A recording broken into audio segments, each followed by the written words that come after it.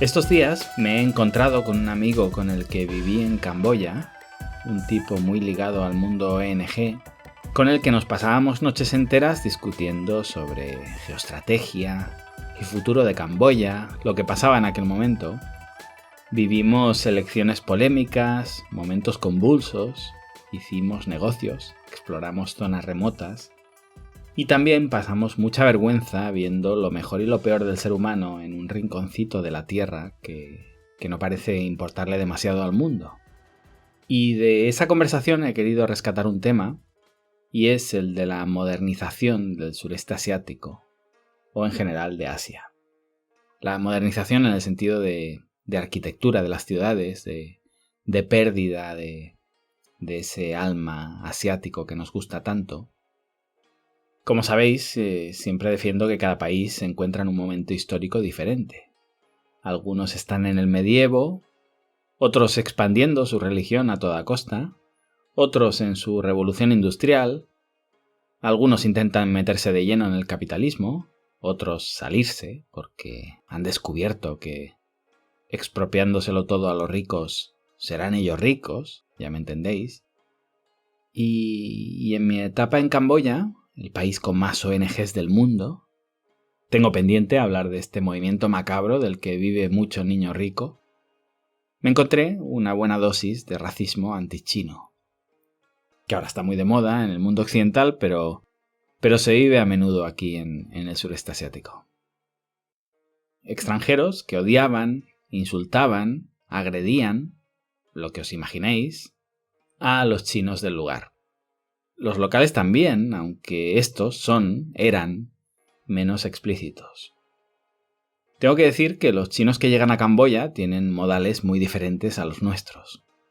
Escupen, chillan, ensucian, no respetan las colas, comen en el ascensor, 1000 defectos.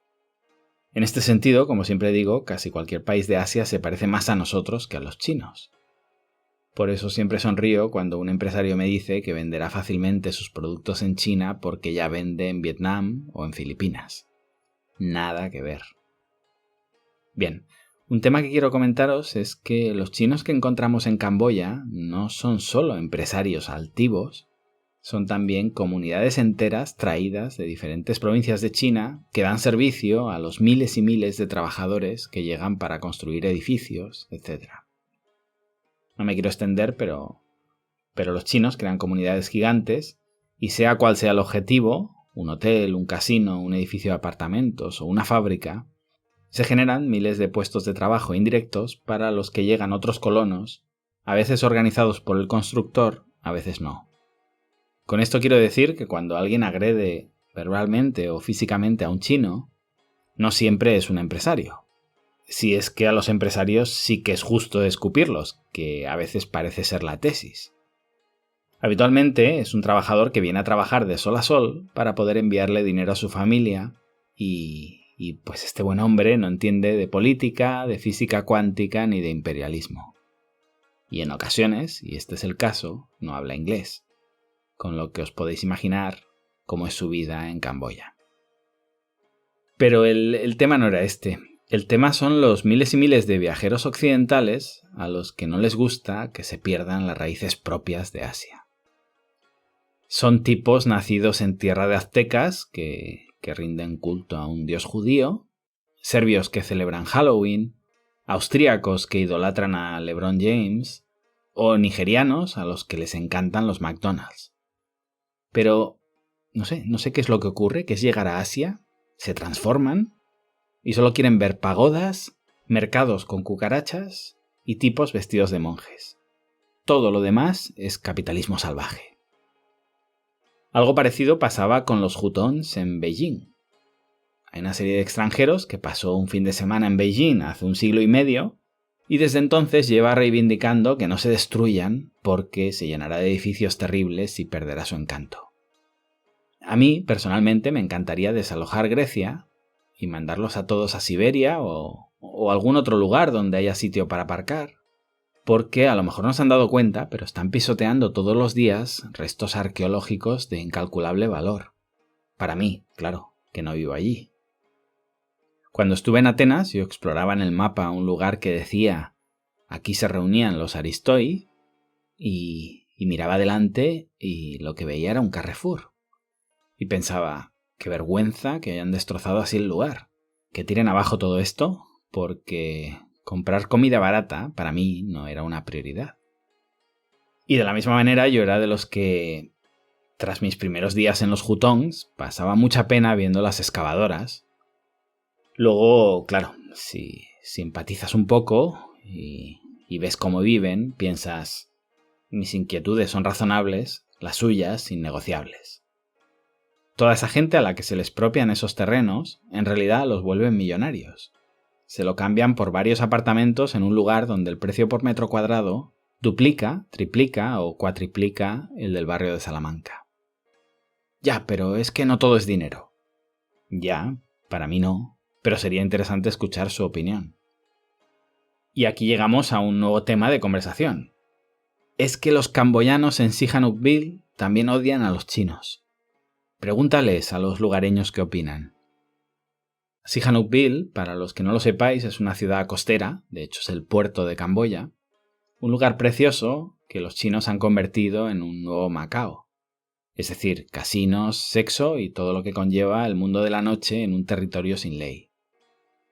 Y sí, cuando preguntas a los lugareños, da la sensación de que el odio contra los chinos es generalizado. Pero, para llevarnos una imagen completa, si profundizamos un pelín más, no quedándonos en la superficie, de repente te vas encontrando que la mayoría de camboyanos a los que le estás preguntando son emigrantes o hijos de emigrantes. Pocos son nietos de ciudadanos de Sihanoukville. Es decir, es gente que ha llegado allí hace pocos años, o sus padres llegaron allí, de otras provincias, precisamente porque había trabajo. Y con mentalidad capitalista, corrupta por supuesto, se me ocurre preguntar, bueno, ¿y este casino? ¿El terreno de donde emerge? ¿De quién era? De un tipo camboyano que ahora vive en Canadá. Ah, bien. ¿Y esa tienda de chinos que vende dumplings? ¿Quién es el dueño? Un camboyano que vive en Francia. Ah, vale. Vas haciendo preguntas así y dices, bueno, quizá que hay algo de sesgo de supervivencia, ¿verdad? Paréntesis. El sesgo de supervivencia, o sesgo del superviviente, para los que no lo sepáis, es una falacia que se basa en sacar estadísticas únicamente del grupo que ha pasado una prueba concreta, en lugar de sacarlas del total, sesgando totalmente nuestra percepción. Resumiéndolo mucho, cuando se intentaban mejorar los aviones que se enfrentaban a los nazis durante la Segunda Guerra Mundial, los aliados, los británicos, se centraban en fortalecer los puntos que veían que recibían más balazos, principalmente las alas del avión. Un matemático se dio cuenta del error. Podía haber estos agujeros de bala porque los aviones volvían. Una deducción demasiado simplista no les permitía entender que de lo que se tenían que preocupar es de los aviones que no volvían. Justamente los que recibían impactos en los motores jamás volvían, por lo que las únicas muestras con las que se sacaban las estadísticas eran aviones repletos de balazos en sus alas que no habían recibido ningún impacto en los motores. No tenían que reforzar los lugares donde se podían observar los impactos, sino los lugares que a simple vista parecían inexpugnables, porque esos eran los que eliminaban a su aviación. A esto se le llamó sesgo de supervivencia porque solo estás analizando a los que sobreviven, no a todos. Volviendo a Camboya, intentar entender hoy Sihanoukville preguntando a los lugareños de hoy es como entrar a ver una obra de teatro en la segunda mitad del tercer acto. Pero bueno, cuando los integristas islámicos vuelvan a ser el enemigo y la prensa internacional se canse de los uigures, Sihanoukville es el sitio ideal para seguirle pegando a los chinos con todo. Lo dejo como consejo porque a los corresponsales internacionales en China los veo algo faltos de ideas. Por acabar con lo del sesgo de supervivencia, siempre digo que más allá del componente medioambiental, que a los camboyanos les preocupa tan poco como a los chinos, al nivel negocios solo estamos preguntando a los que han perdido con el cambio, no a los que han ganado, porque los que han ganado no están allí para contártelo. De hecho, todos han ganado, aunque algunos más que otros, y la envidia del ser humano hace el resto. Quien vendió sus tierras ganó, Quien no las vendió ganó porque ahora se han revalorizado brutalmente. Los sueldos no han dejado de crecer, las oportunidades de negocio, la cantidad de empleos que se han creado era inimaginable hace 20 años. Todo ello, sí, destrozando un lugar mágico donde los niños crecían en taparrabos. Si quieres seguir viendo eso, cómprate un documental. Estos niños tienen derecho a tener un smartphone y a conducir una moto supercontaminante. ¿Que a los camboyanos sí les interesa el medio ambiente? Por supuesto. Se lleva haciendo una campaña en los últimos años donde de repente todo el mundo es ecologista porque saben que así consiguen compensaciones de los chinos, llegan más ONGs, más dinero de la ONU, etc. Vete al interior, donde no hay chinos, y diles qué opinan de la contaminación de la fábrica norteamericana donde trabajan. Verás lo que les preocupa la contaminación. Pídele a un adolescente de Phnom Penh que se compre una moto eléctrica, que tanta moto de gasolina contamina mucho, y por apenas un 50% más de precio tiene una ecológica. Verás dónde coloca tu sugerencia. Como decía, todo el mundo es ecologista en las zonas donde han llegado los chinos. Principalmente los que vendieron demasiado pronto o los que ven cómo su vecino vendió y se volvió millonario, y ellos solo han multiplicado por 5 su sueldo de hace 15 años. No defiendo el imperialismo chino, no me gusta ningún tipo de imperialismo, ni siquiera el que se hace a base de comercio e intercambios voluntarios, aunque me parezca infinitamente más saludable que el que hace Estados Unidos a base de guerras, promoviendo golpes de Estado o armando a grupos terroristas amigos. Pero he vivido en primera persona negociaciones que me han repugnado. En estas latitudes basta con conocer a la persona adecuada del gobierno local de turno o que la familia real avale tu proyecto y ya tienes la firma que necesitabas para explotar bosques o islas que deberían estar en manos de los camboyanos.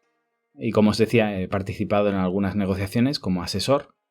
Sé de lo que hablo, concretamente la venta de una región entera con aldeas dentro. En fin, creo en la privatización total de las tierras para que pertenezca realmente al pueblo y que para deforestar una región, como la que os contaba que viví, tengas que negociar uno a uno con 150.000 campesinos. Así se evita la deforestación. Tal como sucede ahora, sobornando a un solo funcionario que tiene en su mano la gestión de lo público, ondeando la bandera del bien común, juegas con la vida de la gente como si fueran simples hormigas. Cuidado con eso de lo público, porque nos lo han explicado mal, y los que tengáis un poquito de experiencia profesional en países donde la vida no se rige por valores escandinavos, seguro que entendéis de lo que hablo. ¿Está mal entonces lo que hacen los chinos? Bueno, los chinos vienen y juegan con las reglas locales, igual que hacen en España.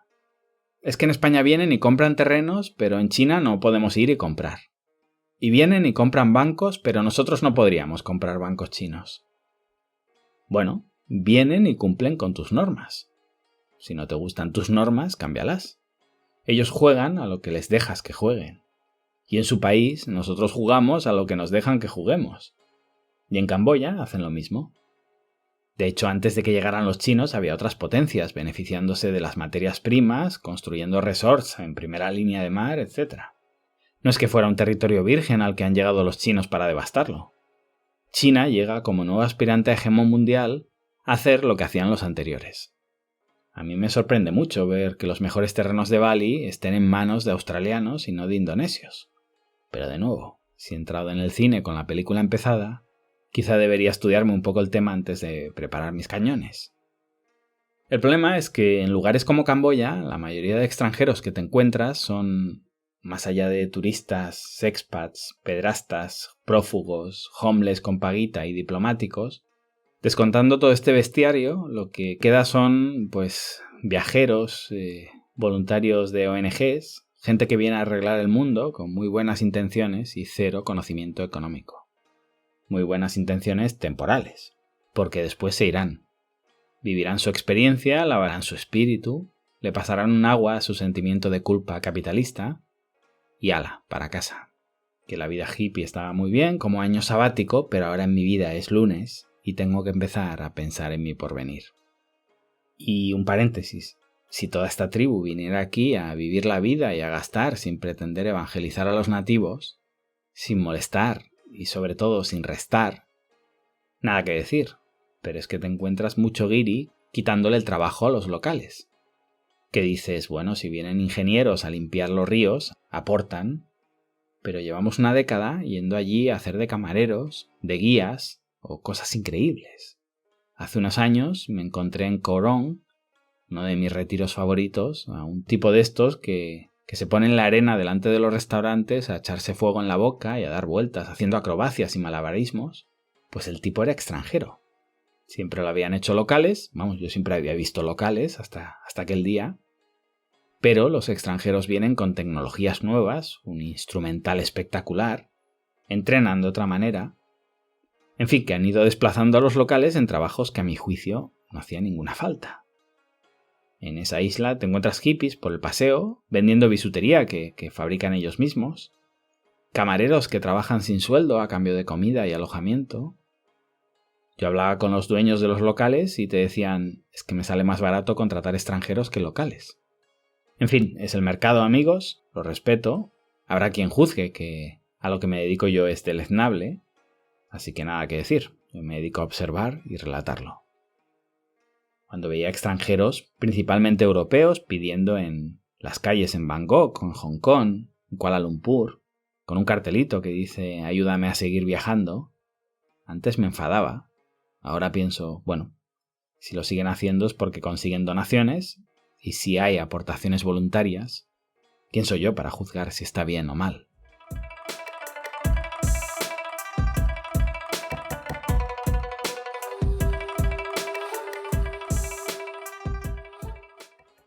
Cuando hablo de evangelizar a los nativos, en ocasiones paso muy rápido por encima y alguien debe decir, fíjate, los llama nativos, qué horror. No sé si es una palabra ofensiva, no intenta ser ofensivo con los lugareños. Obviamente lo menciono como autocrítica en referencia a una parte de nuestra historia en la que, curiosamente, lejos de avergonzarnos, la tomamos como bandera, demostración de fuerza en tiempos supuestamente mejores. El tema es que a día de hoy sí, seguimos evangelizando. Venimos aquí a decirles que lo hacen mal, que 3 en una moto, fatal. Y ese tipo que se sube a la palmera a bajarme un coco fresco, si lo ve el de riesgos de mi empresa lo empapela. ¿Y los andamios esos de bambú qué? ¿Y cómo puede alimentar así a su hijo? Claramente hay un déficit calórico aquí, maldito irresponsable. ¿Y se prostituye por la noche para darle de comer a su hijo? Claro, optan por la vida fácil. ¿Y los elefantes? Mira cómo los usan para ganar dinero, si es que no tienen sentimientos. Deberían estar libres. ¿Y cómo pueden trabajar así para Inditex? ¿Por qué no se sindicalizan y acaban con esta opresión? Si se venden por un sueldo de mierda. Y así todo el día. Los derechos laborales, medioambientales, incluso éticos, es la religión con la que evangelizamos en el siglo XXI. Ese conocimiento excelso al que hemos llegado antes que los demás, que nos pone en cabeza y tenemos la imperiosa necesidad de implantarlo en sus cerebros para salvarlos. Y no digo que parte de ello no sea correcto. Lo que pongo en duda es nuestra superioridad moral para llegar a una casa ajena, como invitados, a cambiar sus creencias y sus hábitos. Además, sin ofrecerles ninguna solución alternativa. Es simplemente no podéis hacer esto. Bueno, me da la sensación que, como el padre fracasado que intenta que su hijo estudie, proyecta todos sus traumas en él e intenta a través del crecimiento de su hijo librar una revancha contra la vida. Una especie de partido de vuelta después de haber perdido 3-0 en la ida. No, caballero, tu hijo no empieza con un 3-0 en contra. Ese es tu resultado, no el de él. Pues sucede parecido con todos los extranjeros que vienen del futuro a decirle a ese niño adolescente que lo que viene es terrible, que no cometa esos errores, porque según estos viajeros el primer mundo es un lugar inmoral, vendido al capitalismo, y con una vida de felicidad inmaterial se vive mucho mejor. Eso sí, mensaje enviado desde mi iPhone. Porque te dan lecciones de moralidad con su cuenta de Netflix, su seguro internacional, profilaxis contra la malaria y un kit médico que daría para montar un hospital de campaña. Yo entiendo el atractivo de vivir una vida zen, irte a un retiro detox para hacerte una limpieza hepática y perder grasa y meditar mucho, hacerte pasar por monje asceta de viernes a domingo, salvar 15 perros de la calle para caparlos, ir un día a limpiar la playa de plásticos y publicarlo en tu Instagram. Todo eso está muy bien, me parece una experiencia fabulosa. Hasta que te coge un ataque de apendicitis, se acaba la broma, y ya no es tan gracioso vivir en la Edad Media, o llega una pandemia y quieres información diaria de cómo están tus seres queridos, quieres datos, quieres investigación, quieres vacunas, y que todas esas farmacéuticas a las que criticabas desde un bungalow en un árbol doblen turno para poderte seguir permitiendo tu vida de activista. Por mí, cada cual que haga lo que le plazca, pero seamos conscientes de que tu año sabático se terminará y tú y tus buenas intenciones os largaréis, pero ellos se quedan. En este sentido, me alegra que China ya no forme parte de la ruta hippie asiática, no salga a cuenta la experiencia del jutón porque se ha vuelto todo muy comercial. Han vendido su alma y ahora todo es dinero, dinero y dinero y no encuentras experiencias de verdad espirituales. Todo es tan fake, tío. Os traduzco todo esto. Se han enriquecido. Han salido de la miseria. Y no lo hicieron gracias a ninguna ONG, sino trabajando como nosotros no lo hemos hecho jamás. En todo caso, trabajando como lo hicieron nuestros abuelos. Por suerte, para quien todavía quiere tener experiencias medievales, aún quedan lugares puros, con niños en taparrabos, calles embarradas, pueblos inaccesibles tras una tormenta, animales de carga, pobreza absoluta y todas esas otras cosas que nos aportan tanta paz espiritual. Mi deseo, que ojalá pronto solo podamos llegar a ello a través de documentales históricos. Os dejo con un proverbio Khmer. Si sabes mucho, que sea lo suficiente para que te respeten. Y si eres estúpido, sé lo suficientemente estúpido para que puedan tenerte lástima. Gracias y hasta pronto.